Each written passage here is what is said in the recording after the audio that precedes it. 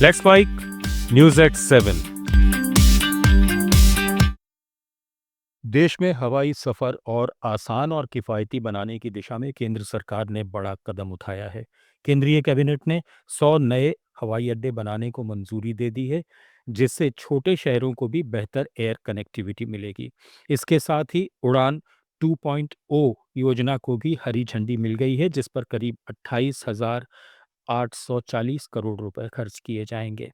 वहीं एयरपोर्ट निर्माण के लिए 12,159 करोड़ रुपए का बजट तय किया गया है और एक एयरपोर्ट पर औसतन 100 करोड़ रुपए खर्च होने का अनुमान है। इसके साथ ही सरकार ने देश में आने वाले विदेशी यात्रियों की सुविधा और संशोधित उड़ान योजना को लेकर भी फैसले किए हैं। केंद्रीय मंत्री अश्विनी वैष्णव ने दिल्ली में मीडिया से बातचीत में कहा कि इससे देश में कनेक्टिविटी, सुविधा और सतत विकास को नई रफ्तार मिलेगी। भारत में जो विजिटर्स आते हैं उनकी फैसिलिटेशन के लिए, उनके लिए ईज ऑफ ट्रैवल के लिए 1800 करोड़ रुपीस का IVFRT, ये होम मिनिस्ट्री के तहत है, immigration, visa, foreigners registration and tracking, इसका 3.0 थर्ड वर्जन मैं डिटेल में बताऊंगा 2.0 तक क्या अचीवमेंट्स हुए। दूसरा बड़ा हुआ 28,840 करोड़ के सैंक्शन से मॉडिफाइड उड़ान स्कीम सैंक्शन हुई। और तीसरा बहुत बड़ा फैसला हुआ, भारत का जो एनवायरमेंटल गोल्स हैं और जो कमिटमेंट देश ने दिखाया है माननीय प्रधानमंत्री श्री नरेंद्र मोदी जी के नेतृत्व में, उसके लिए 2030 से 2035 के जो गोल्स हैं उन गोल्स का अप्रूवल कैबिनेट। पश्चिम बंगाल की वोटर लिस्ट में आई गड़बड़ी को लेकर चुनाव आयोग ने बड़ी सफाई दी है। आयोग ने माना कि ये एक तकनीकी खामी थी, जिसके कारण कई वोटर्स के नाम के आगे जांच के दायरे में लिखा दिख रहा था, जबकि उनका नाम पहले से ही फाइनल लिस्ट में शामिल था। चुनाव आयोग के मुताबिक ये सिर्फ डिस्प्ले एरर था और तकनीकी टीम ने केवल 2 घंटे के भीतर इसे ठीक कर दिया। फिलहाल पूरे मामले की जांच की जा रही है, लेकिन इस गड़बड़ी से सियासी माहौल गर्मा गया है।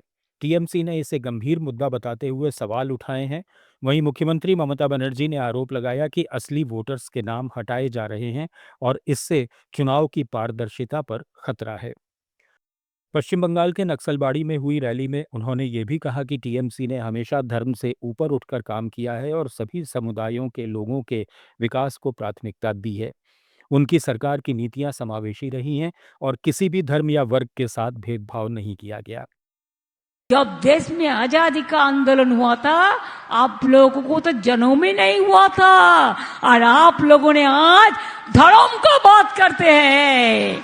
हम हर धर्म का बात करते हैं। पहले कहते थे ममता जी ने तो दुर्गा पूजा नहीं करने देता है। हमारा कितना दुर्गा पूजा होता है। ऑल दुर्गा पूजा कमिटी को अभिनंदन। क्लब के बाड़ीतेও যারা করেন, মাল্টি স্টোরেও যারা করেন। काली पूजा कितना लोग करते हैं, शीतला पूजा कितना लोग करते हैं, मजेद थान में कितना प्रोग्राम होता है। जाहिर थान चाहे मजेद थान, इसको भी हमने बहुत प्राचीर कर दिया, बेरियल ग्राउंड भी बना दिया। वंदे मातरम को लेकर दायर याचिका पर सुनवाई करते हुए सुप्रीम कोर्ट ने साफ कर दिया है कि इसे गाना अनिवार्य नहीं है। कोर्ट ने गृह मंत्रालय के सर्कुलर को चुनौती देने वाली याचिका को समय से पहले बताते हुए खारिज कर दिया। जस्टिस सूर्यकांत की अगुवाई वाली बेंच ने कहा कि यह केवल एक प्रोटोकॉल है, कोई बाध्यता नहीं है और इसमें वंदे मातरम नहीं गाने पर किसी सजा का प्रावधान भी नहीं है। सुनवाई के दौरान याचिकाकर्ता ने आशंका जताई कि लोगों को गाने के लिए मजबूर किया जा सकता है, लेकिन कोर्ट ने इसे महज एक अस्पष्ट अंदेशा बताते हुए कहा कि अगर भविष्य में किसी के खिलाफ कार्रवाई होती है तो वो दोबारा अदालत का रुख कर सकता है। बता दें कि गृह मंत्रालय ने गणतंत्र दिवस के बाद एक एडवाइजरी जारी की थी, जिसमें सरकारी और सार्वजनिक कार्यक्रमों में वंदे मातरम बजाने की बात कही गई थी। न्यूज एट 7 में फिलहाल इतना ही। जुड़े रहिए लेट्स माइक के साथ। आप सुन रहे थे let's mic more than radio. Follow कीजिए हमें हमारे सोशल मीडिया प्लेटफॉर्म्स पर। आप सुन रहे थे लेट्स